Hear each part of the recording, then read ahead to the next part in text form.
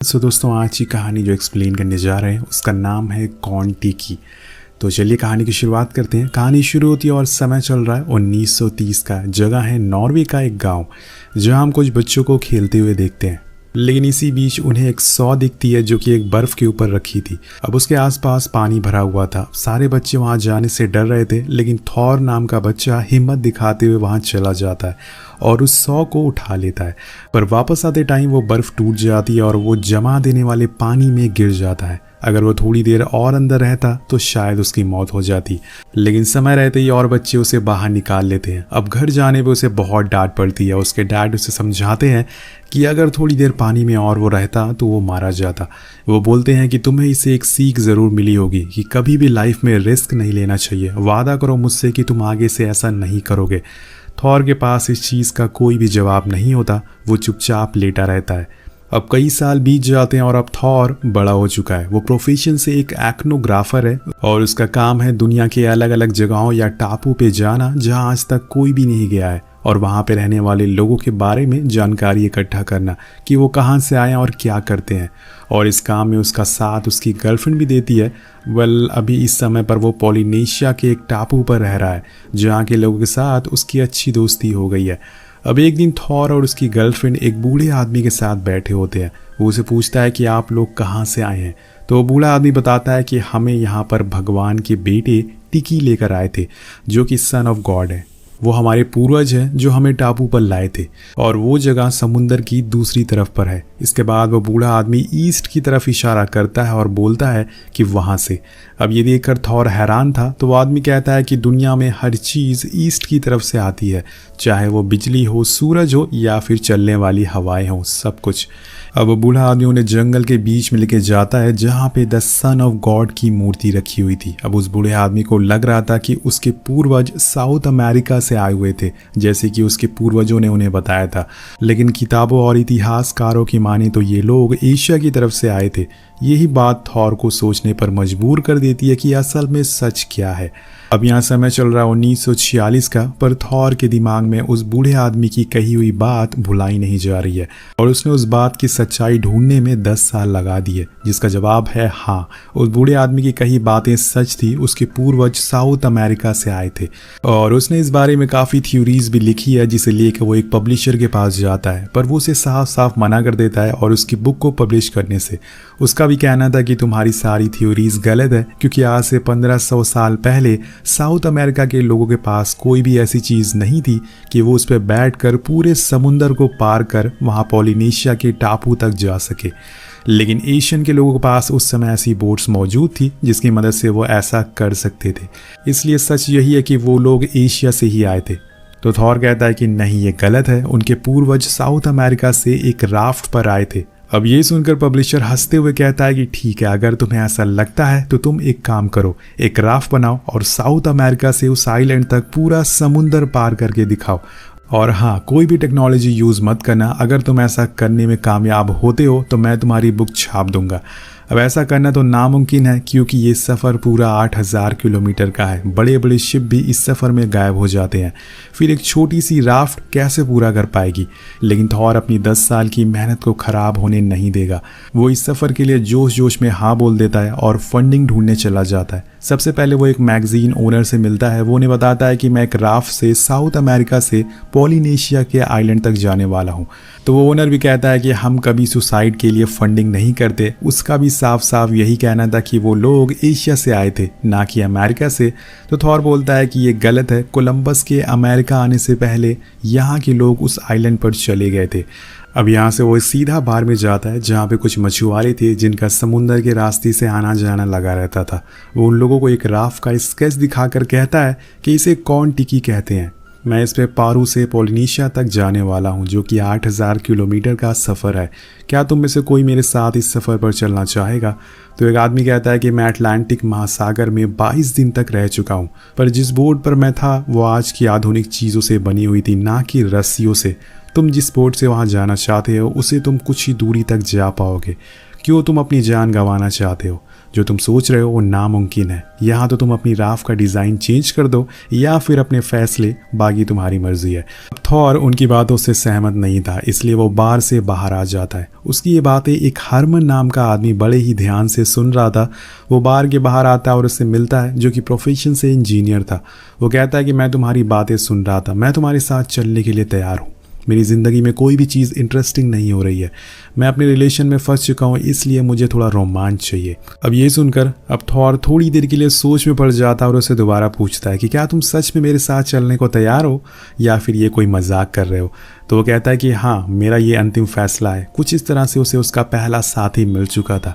अब इस बात की न्यूज़ वो अपनी वाइफ को बताता है, जो पहले उसकी गर्लफ्रेंड हुआ करती थी। वो उससे कहता है कि मैं इस क्रिसमस पर घर नहीं आ पाऊंगा क्योंकि मैं पेरू से पोलिनेशिया तक जा रहा हूँ एक राफ्ट बनाकर, जो कि मैं खुद बनाऊंगा। अब ये सुनकर वो थोड़ा डर जाती है और ऐसा करने से मना करती है, लेकिन थॉर कहता है कि अगर मैंने ये नहीं किया तो मैं ज़िंदगी भर खुद को कोसता रहूँगा। इसमें मेरी ज़िंदगी के 10 साल लग गए हैं और मुझे ये करना ही होगा। ये सब सुनने के बाद उसकी वाइफ कहती है कि तुम्हें तो तैरना भी नहीं आता, पर वो कुछ जवाब नहीं देता और फ़ोन रख देता है। अब थॉर हरमन के साथ पेरू पहुंचता है, जहाँ पे पहले से 10 लोग मौजूद थे जो कि इनके साथ जाने वाले थे, और ये लोग भी। अब वो सभी को एक स्ट्रक्चर दिखाता है जो आज से 1500 साल पहले राफ्ट का था। उन्हें इसी तरह की राफ्ट को बनाना है बिना किसी टेक्नोलॉजी का इस्तेमाल किए बिना। अब यहाँ थॉर को आखिरी काम करना था, जो कि थी फंडिंग। वो इसी को लेकर एक अमीर आदमी के पास जाता है जो पेरू में ही रहा करता था। वो उसे बताता है कि मैं ये साबित करना चाहता हूँ कि जो लोग उस आइलैंड पर रहते हैं वो यहीं के हैं, हमारे देश के ही हैं, ना कि एशिया के। ये सुनकर वो अमीर आदमी पहले तो हैरान होता है और थॉर के जज्बे के आगे वो भी झुक जाता है और फंडिंग के लिए हाँ कर देता है। अब धीरे धीरे करके ये खबर आग की तरह फैल जाती है कि कुछ लोग पेरू से पोलिनेशिया तक का सफ़र एक राफ्ट से करने वाले हैं। इसी सिलसिले में एक दिन थॉर से मिलने एक एथनोग्राफर आता है, जो अलग अलग जगहों पर जाकर वहाँ के कल्चर को डिस्कवर करते हैं। वो आदमी भी थॉर के साथ जाना चाहता था और उसकी डॉक्यूमेंट्री बनाना चाहता था। सो यहाँ पे थॉर को एक और आदमी, एक और साथी मिल जाता है और अब उनकी टीम 6 लोगों की हो जाती है। पर इतने लोगों को एक छोटी बोट पर लेके जाना आसान नहीं है, साथ में इतने लोगों का खाना भी चाहिए। वेल, ये तो आगे ही पता लगेगा कि क्या ये लोग वहाँ पहुँच पाते हैं या बीच में ही इनका सफ़र ख़त्म हो जाएगा इनकी ज़िंदगी के साथ। और इसके बाद सारे लोग कार्ड बनाने में लग जाते हैं। कई महीनों की कड़ी मेहनत के बाद फाइनली वो सेम उसी तरह से कार्ड बना लेते हैं जैसे 1500 साल पहले बनती थी। अब जाने से पहले थॉर अपनी वाइफ को कॉल करता है और वो थोड़ी इमोशनल हो जाती है। अब थॉर भी उसकी हालत समझता है और कहता है कि अगर मैंने ये सफ़र पूरा कर लिया तो हमें और स्ट्रगल नहीं करना पड़ेगा, और आखिरी बार उसे गुड बाय बोलता है और फ़ोन काट देता है। अब 28 अप्रैल 1947 का वो दिन आ जाता है जब ये 6 लोग पेरू से निकलने वाले थे। पर यहाँ इनको छोड़ने और इनका हौसला बढ़ाने पूरे शहर के लोग आए थे, क्योंकि ऐसा काम किसी ने आज तक नहीं किया था और ना ही सोचा था। तो ये उनके लिए एक नया एक्सपीरियंस था। अब सारे लोग उन्हें बाय करते हैं और जैसे जैसे राफ्ट ज़मीन को छोड़ रही थी, थॉर के दिमाग में बस एक ही ख्याल आ रहे थे, क्या वो इस सफ़र में ज़िंदा बचेगा? जो उसने ये फ़ैसला लिया है वो सही है या गलत है? पर वो आखिर में ठान लेता है और पूरी टीम के साथ निकल जाता है। अब इन लोगों ने अपने साथ एक रेडियो भी रखा हुआ था ताकि ये बाहर की न्यूज़ सुन सके। अब सफ़र शुरू होता है और पहले दिन ये लोग जो अपने साथ खाना लाए थे वो खाते हैं और थोड़ा आराम करते हैं।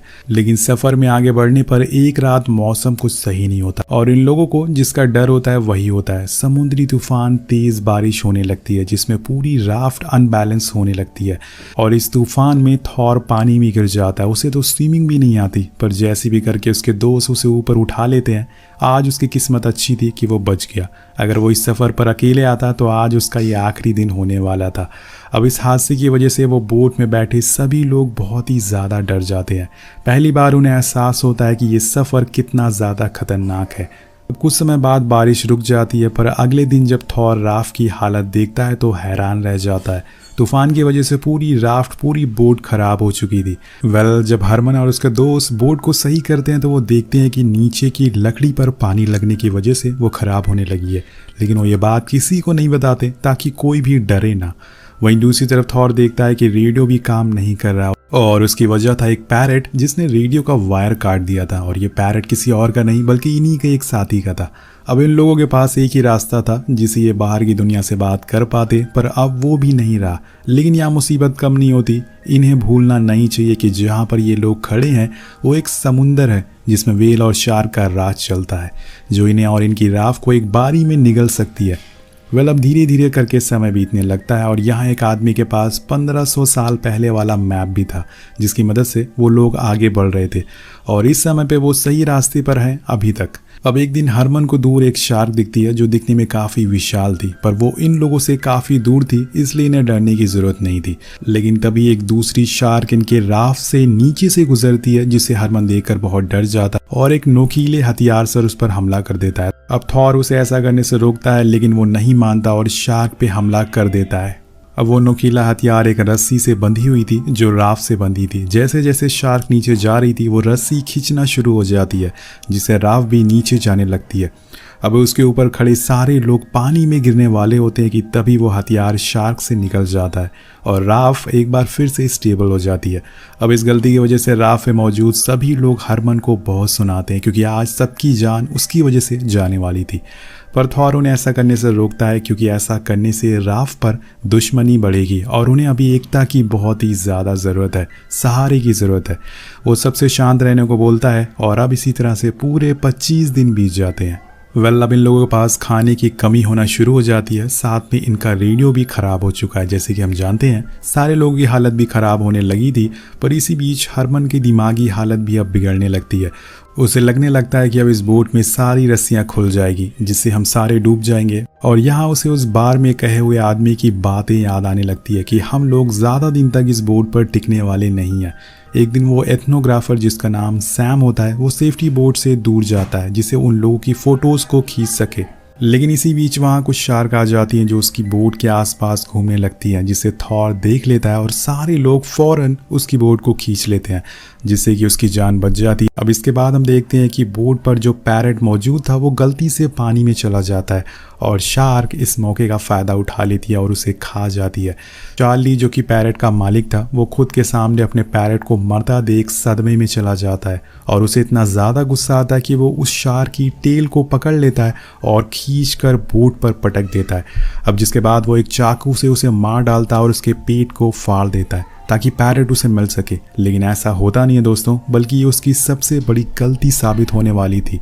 उस शार्क का खून पूरे समुंदर में फैल जाता है, जिसकी स्मेल से अब सारी शार्कें उन लोगों के आसपास घूमने लगती है जो किसी भी वक्त एक साथ इन पर हमला कर सकती हैं। अब ये सब देखकर हरमन बहुत ज़्यादा डर जाता है, तो वो एक बॉक्स लेके आता है जिसमें उसने कुछ स्टील की वायर रख रखी थी। वो थॉर से कहता है कि हमारे पास एक ही ऑप्शन है, जैसे भी करके हमें इस वायरस को इन शार्क से बांधना होगा, जिसकी मदद से हम आगे बढ़ सकें। पर थॉर ये करने को मना कर देता है कि हम किसी टेक्नोलॉजी का यूज़ नहीं करेंगे, हम सेम उसी तरह से जाएंगे जैसे 1500 साल पहले लोग गए थे। ये बोलते हुए वो उन वायर्स को पानी में फेंक देता है और इस चीज़ को देख के हरमन अपना काबू खो देता है और तभी उसका एक पैर फिसल जाता है और वो मौत के मुंह में चला जाता है। शार्क उसके चारों तरफ मौत बनकर घूम रही थी, इस समय रहते हुए रस्सी फेंक कर उसके साथ ही उसे बचा लेते हैं। अब उसके वापस आने पर सभी लोग चैन की सांस लेते हैं और वो अपनी गलती के लिए सबसे माफ़ी मांगता है और सबको साथ रहकर इस सफ़र को पूरा करने को कहता है।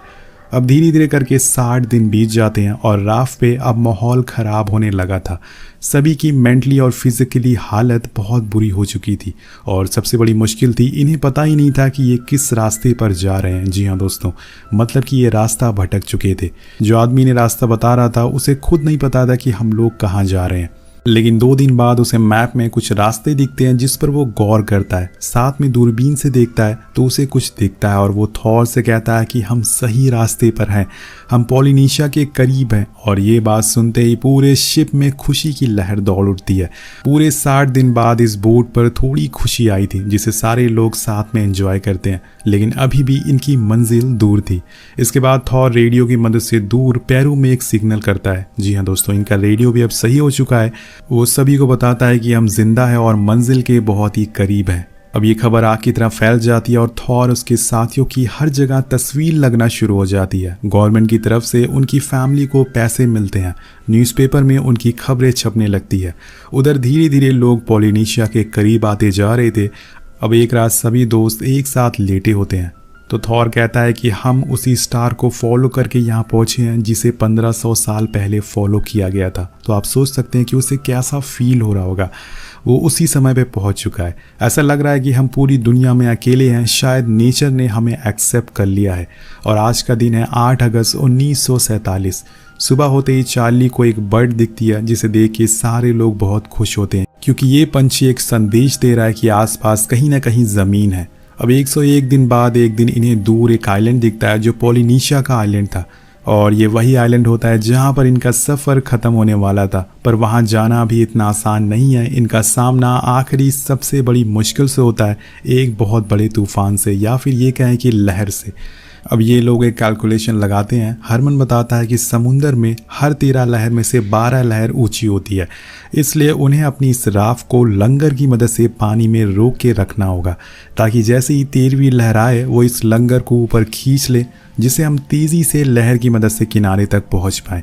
अब वो लोग लंगर को पानी में डाल देते हैं, लेकिन 10वीं लहर में ही उनकी रस्सी टूट जाती है। अब उनके पास कोई और ऑप्शन नहीं है सिवाय गॉड को याद करने का। गॉड भी बहादुरों का साथ देते हैं। वो लोग लहरों को चीर कर आगे निकल जाते हैं, लेकिन इसी बीच थॉर पानी में गिर जाता है और उसे वही आवाज़ें सुनाई देती है जब वो बचपन में आरी लेने गया था। पर इस बार उसे डरने की ज़रूरत नहीं है, क्योंकि अब उसके नीचे ज़मीन थी। जी हाँ दोस्तों, ये लोग पूरे 120 दिन के समुंदर को पार करके पॉलिनेशिया फाइनली पहुंच चुके थे। थॉर उस आइलैंड की ज़मीन को देखकर रोने लगता और उसने जो सोचा था वो करके दिखा दिया। उसके दोस्त उसकी तरफ देखकर मुस्कुराते हैं और थॉर भी उन्हें कहता है कि हमने कर दिखाया। अब इसके बाद वो लोग वहीं एक कैंप लगाते हैं और अमेरिका मैसेज सेंड करते हैं कि हमने करके दिखा दिया। अब BBC न्यूज़ पूरी दुनिया में ये खबर सुनाती है कि एक आदमी जिसने 5000 मील का सफ़र एक राफ्ट से तय किया है। कहानी के आखिर में हमें इन 6 लोगों की ओरिजिनल फ़ोटोज़ दिखाई जाती है। साथ में ये भी बताया जाता है कि इस सफ़र के बाद ये साबित हो जाता है कि पॉलिनेशिया के लोग एशिया से नहीं साउथ अमेरिका से आए थे। अब थॉर इस खोज के बाद भी नहीं रुकता। उसने अपनी पूरी ज़िंदगी साइंस और टेक्नोलॉजी को दे दी, पर 87 साल की उम्र में उसकी मौत हो गई, जिसके साथ ये कहानी ख़त्म हो जाती है। तो आपको ये मोटिवेशनल कहानी कैसी लगी नीचे कमेंट करके ज़रूर बताएगा।